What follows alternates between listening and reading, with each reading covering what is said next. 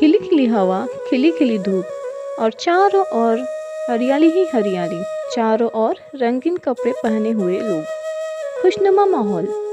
इसी माहौल में रहने वाला हमारा एक छोटा सा कपड़ों का व्यापारी सुनील रहता था। सुनील बड़ी ही मेहनत और भरपूर परिश्रम करके सुंदर और अच्छे कपड़े लाता था। रोजाना सुनील उन रंगीन कपड़ों को गांव के बाजार में बेचने जाता था। आज अगर अच्छी बिक्री हुई तो कुछ सामान लेके आना। हाँ ठीक है, मैं कोशिश करता हूँ। पता नहीं क्या कारण है, कपड़े बिक ही नहीं रहे। मैं तो बाकी के मुकाबले बहुत कम दाम में बेचता हूँ। सबकी ज़रूरत के हिसाब से मैं बेचता हूँ, फिर भी लोग कोई ना कोई कमी कपड़ों में निकाल ही लेते हैं। आज बाज़ार जाके देखता हूँ, शायद अच्छी बिक्री हो जाए। चलो मैं बाज़ार से जाता हूँ। ऐसा कहकर सुनील बाजार के लिए निकल पड़ा। रास्ते पर चलते चलते सुनील अपनी ही सोच में डूबा हुआ था। क्या करूँ, इतनी महंगाई में गुजारा करना मुश्किल हो रहा है। व्यापार कैसे बढ़ाऊँ, इसके बारे में कुछ सोचना होगा। ये सब सोचते सोचते सुनील बाजार पहुंच जाता है। एक चादर पर अपनी कपड़ों की छोटी सी दुकान सजाता है। आज बाजार में हमेशा की तरह काफी भीड़ थी। आइए आइए, रंगीन कपड़ों को देखिए, ऐसे कपड़े और कहीं नहीं मिलेंगे। कैसे हो सुनील भैया? मैं ठीक हूँ भाभी, बताइए क्या दिखाऊँ आपको। मेरी गुड़िया के लिए एक अच्छा सा फ्रॉक दिखाइए। अभी दिखाता हूँ। ये देखिए, ये कैसा है। उम्म, ये रंग कुछ अच्छा नहीं है। कोई चटक और चमकता रंग जो त्योहार और बाकी कार्यक्रम में पहन सके, ऐसा कुछ दिखाइए। भाभी जी, मेरे पास तो रोज़ पहन सके ऐसे कपड़े हैं, त्योहारों में पहनने वाले कपड़े तो नहीं है। नहीं है सुनील भैया, आपको हर तरह के कपड़े रखने चाहिए, नहीं तो लोग नहीं खरीदेंगे। भाभी जी, आप मेरी दुकान में आइए, आपको जैसे कपड़े पसंद है वो सारे मेरी दुकान में मिल जाएंगे। ऐसा कहकर हीरामल ग्राहक को अपने साथ अपनी दुकान पर ले गया। सुनील को ये सब देखकर बहुत बुरा लग रहा था। दिन ढल गया और शाम हो गई। आज भी ज़्यादा पैसे नहीं कमा पाया, समझ नहीं आ रहा है कि व्यापार कैसे करूं। सुनील घर पहुंचा।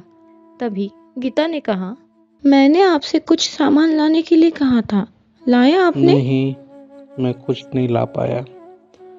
आज कपड़े नहीं बिके, इसी वजह से पैसा नहीं कमा पाया।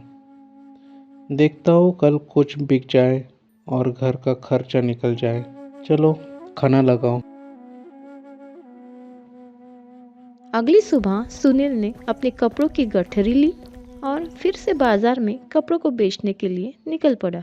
आइए आइए, रंगीन कपड़ों को देखिए, ऐसे कपड़े और ऐसे ही चिल्लाते रहो, कोई नहीं आने वाला तुम्हारे पास, क्योंकि सारे अच्छे कपड़े तो मेरी इस बड़ी सी दुकान में हैं। तेरे रास्ते के कपड़े कौन खरीदेगा। ऐसे कपड़े। दिन ढल गया और शाम हो गई और घर की ओर चल पड़ा। अपनी गहरी सोच में सुनील जा रहा था, तभी उसे किसी ने आवाज लगाई। अरे बेटा, जरा सुनते हो। सुनील ने पलट कर देखा तो एक बूढ़ा आदमी पेड़ के नीचे झाड़ियों में बैठा हुआ था। बुजुर्ग बाबा देखने में बहुत ही कमजोर थे। बाबा की यह हालत देखकर सुनील ने झटपट अपनी गठरी खोली और एक कपड़ा निकालकर बाबा को पहनाया। बाबा, आप यहाँ इतनी ठंड में, और वो भी ऐसे हालत में। मैं तो रोज ही यहाँ पर रहता हूँ, पर कोई मेरी तरफ देखता ही नहीं। आज मैंने तुम्हें आवाज़ देकर यहाँ पर रोका है। पर बाबा, मैं तो रोज इसी रास्ते से जाता हूँ, मुझे तो आप कभी दिखाई नहीं दिए। बेटा, मैं रोज देखता हूँ कि तुम उदास मन के साथ यहाँ से जाते हो। क्या बात है बेटा?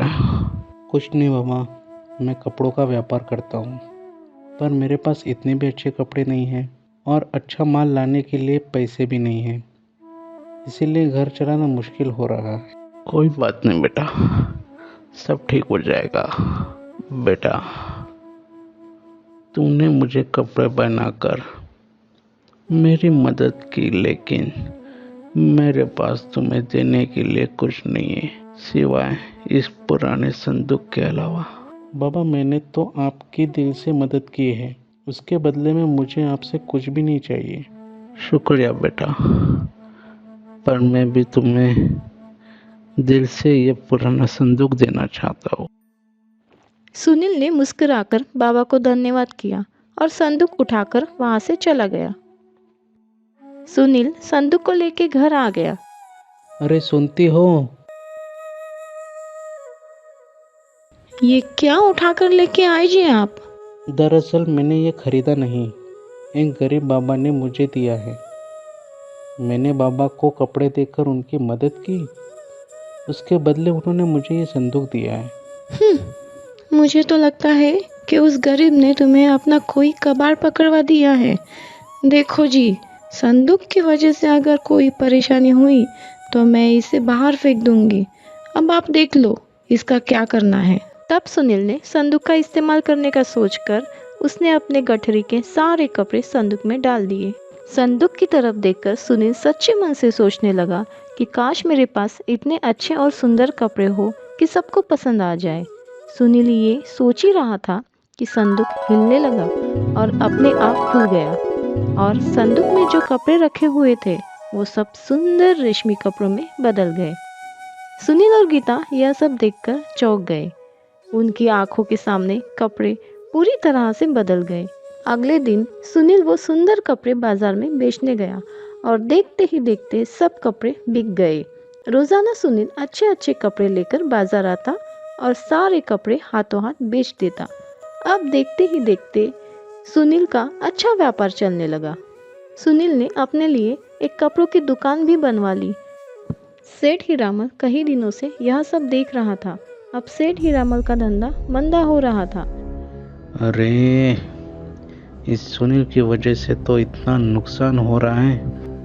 वो इतने सुंदर कपड़े लाता कहाँ से है और इतने कम दाम में कैसे बेचता है? अगर ये राज मुझे पता चल गया तो सुनील को मैं रास्ते से हटा दूंगा। आज रात सुनील का पीछा करता हूँ, शायद कुछ पता चल जाए। उसी रात सेठ हीरामल ने सुनील का पीछा किया। सुनील के घर के खिड़की के पास सेठ हीरामल ने छुप छुप के सब देख लिया। ओहो, तो ये बात है। अब मुझे अमीर होने से कोई नहीं रोक पाएगा। बस इन दोनों के सोने के बाद मैं इस संदूक को चुरा लूंगा। सुनील और गीता के सोने के बाद सेठ हीरामल चुपके से सुनील के घर में घुसकर संदूक को चुरा लिया। दरवाजे की आवाज सुनकर सुनील उठ गया। सुनील ने सेठ हीरामल का पीछा किया। सेठ हीरामल के घर पर तो चलो संदूक, मुझे भी अच्छे अच्छे कपड़े दे दो ताकि मैं अमीर बन सकूं। संदूक में रखे कपड़े नहीं बदले। सेठ हीरामल गुस्से में आकर संदूक को लात मारने लगा। देखते ही देखते संदूक में रखे सारे कपड़े खराब हो गए। अरे ये क्या हो गया? उल्टा जादू कैसे हो गया? मैं तो लूट गया, बर्बाद हो गया। सुनील ने यह सब देखा और मन ही मन मुस्कुराया। संदूक तो सिर्फ दिल की बात सुनता है। इससे हमें यह पता चलता है कि सच्चे मन से की हुई मदद हमेशा फलदायी होती है।